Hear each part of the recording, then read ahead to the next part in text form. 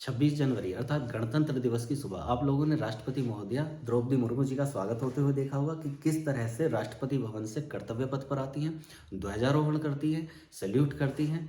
उसके बाद में गणतंत्र हमारा राष्ट्रगान होता है, झांकियाँ निकलती हैं, अलग अलग राज्यों की झांकियाँ निकलती हैं, अलग अलग डिफेंस फोर्सेज की झांकियाँ निकलती हैं। उसके बाद कार्यक्रम का समापन होता है और ये वापस राष्ट्रपति भवन लौट जाती हैं। साथ में एक अतिथि हैं, जो कौन है? फ्रांस के राष्ट्रपति इमानुएल मैक्रोन। प्रधानमंत्री यहाँ पर सेकेंडरी पार्ट होते हैं, जबकि बहुत सारे लोग ये इंतजार कर रहे होंगे कि प्रधानमंत्री मोदी जी कब लाल किले की प्राचीर से अपना भाषण देंगे। तो यही क्लियर करने आया हूँ कि प्रधानमंत्री, राष्ट्रपति और साथ में स्वतंत्रता दिवस, गणतंत्र दिवस, लाल किले की प्राचीर और कर्तव्य पथ में डिफरेंस क्या है। देखो, ये कहानी शुरू होती है 1946 से। 1946 में क्या है कि हमारा देश 1947 में आज़ाद होने वाला है। 1946 से ये योजना तैयार हो जाती है कि भारत पाकिस्तान अलग होंगे और हमारे देश का संविधान लिखा जाएगा। हमारे देश का संविधान लिखने के लिए नेताओं की ज़रूरत थी जो यहाँ के लोगों का प्रतिनिधित्व करें, जो यहाँ के लीडर्स हों।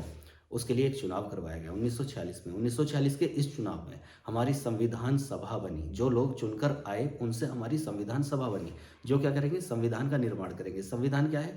किसी राष्ट्र को चलाने के लिए जो नियम जहाँ पर लिखे हुए होते हैं उसको संविधान बोलते हैं। उसका पूरा संवैधानिक ग्रंथ, मतलब नियमों का एक ग्रंथ, उसको संविधान बोलते हैं। तो वो संविधान सभा के द्वारा बनाया गया। अब कैसे बनाया गया, तो इसके लिए अभी मैं आऊँगा मेन मुद्दे पर, लेकिन थोड़ा सा हल्का सा 1 मिनट समझने की जरूरत है। देखो, होता क्या है कि हमारा गणतंत्र कुछ और होता है, स्वतंत्र कुछ और होता है। ठीक है, दोनों चीज़ों, दो शब्दों में अंतर है। तो यहाँ पर संविधान बनाने के लिए अलग अलग कमेटीज बनाएंगी, अलग अलग समितियाँ बनाएंगी। अलग अलग समिति का काम क्या है? कुछ लोग हैं जो कि कुछ विषय पर, अलग अलग विषय पर काम करेंगे। जैसे किसी को भाषा चुननी है, किसी को झंडा चुनना है, किसी को हमारे कर्तव्य चुनने हैं, किसी को हमारे अधिकार चुनने हैं। तो वो किस तरीके के होंगे, उसके लिए होती हैं समितियाँ। ठीक है, कमिटीज। उनके अलग अलग अध्यक्ष होते हैं। जैसे 2 मुख्य अध्यक्ष आते हैं, जो एक बाद में चलकर राष्ट्रपति बनते हैं और एक प्रधानमंत्री बनते हैं। दो वही राष्ट्रपति और वही प्रधानमंत्री के ऊपर है, थोड़ा ध्यान से समझना। एक समिति थी संघ शक्ति समिति। संघ शक्ति समिति, संघ की शक्ति जिसके हाथों में होगी, इस तरह से समिति बनती है। संघ संविधान समिति और संघ संचालन समिति। संघ संचालन समिति के अध्यक्ष थे, जो संचालन कर रहे थे, वो थे डॉक्टर राजेंद्र प्रसाद।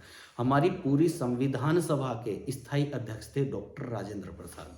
और संघ शक्ति समिति के अध्यक्ष थे पंडित जवाहरलाल नेहरू। टाइम बीतता है, संविधान लिखा जाता है, लिखा जाता है, लिखा जाता है। 1946 47 में हमारे देश को आज़ाद होना है 15 अगस्त को। उससे पहले आज़ादी के लिए जरूरी है राष्ट्रपति नहीं है, प्रधानमंत्री जरूरी है। ठीक है, आज़ादी पर देश को लीड करने वाला लीडर। साथ में एक जरूरी है झंडा, क्योंकि 15 अगस्त 1947 को झंडा ब्रिटिश सरकार का उतर जाएगा और हमारा भारत का झंडा लगेगा। भारतीय झंडे की तदर्थ समिति के अध्यक्ष थे डॉक्टर राजेंद्र प्रसाद। झंडा तैयार किया गया, झंडे का प्रारूप तैयार किया गया और 22 जुलाई 1947 को पहली बार झंडे को क्या किया गया? पहली झंडे को संविधान सभा के द्वारा स्वीकारा गया कि यही हमारा झंडा होगा, तिरंगा झंडा। जुलाई में स्वीकारा क्योंकि 15 अगस्त को उसका लगाना है, हमें फहराना है। 15 अगस्त को जब उसको फहराया गया तो उसके बाद में हमारे राष्ट्रपति हो जाते हैं कौन? प्रधानमंत्री हो जाते हैं कौन? पंडित जवाहरलाल नेहरू। जो पहले कौन थे? किसी समिति के अध्यक्ष थे और वो क्या थे? हमारे लीडर थे, मेन लीडर्स में से एक थे। वो हो जाते हैं हमारे प्रधानमंत्री।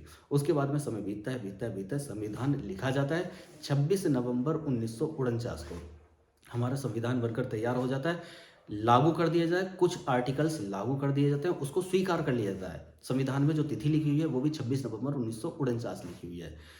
तैयार हो गया, सब कुछ हो गया, लेकिन संविधान को अभी हम पूरी तरीके से पारित करेंगे कब? 26 जनवरी 1950 को। क्यों? क्योंकि 26 जनवरी को 1930 से ही हम स्वाधीनता दिवस मनाते हुए आ रहे थे अपना। तो सोचा कि 2 महीने की बात है, 2 महीने बाद स्वीकार कर लेंगे, 2 महीने बाद पारित कर लेंगे। तो 26 नवंबर को हमारा देश क्या होता है? गणतंत्र होता है। कैसे?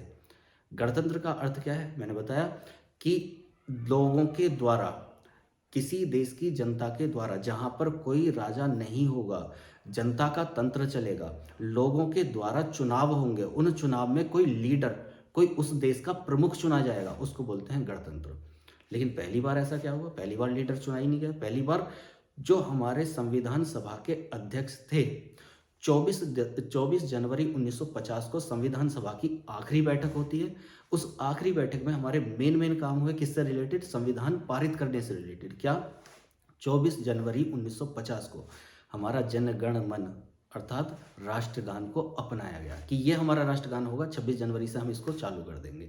ठीक है, हमारे राष्ट्रगीत को अपनाया गया 24 जनवरी को ही। 24 जनवरी को ही डॉक्टर राजेंद्र प्रसाद को अपने देश का राष्ट्रपति मान लिया गया कि पूरी संविधान सभा के यही अध्यक्ष रहे हैं, स्थायी अध्यक्ष रहे हैं और यही संघ संचालन समिति के अध्यक्ष रहे हैं, तो अब से यही हमारे राष्ट्रपति होते हैं। तो राष्ट्रपति की जो पावर आती है वो कब आती है? गणतंत्र पर।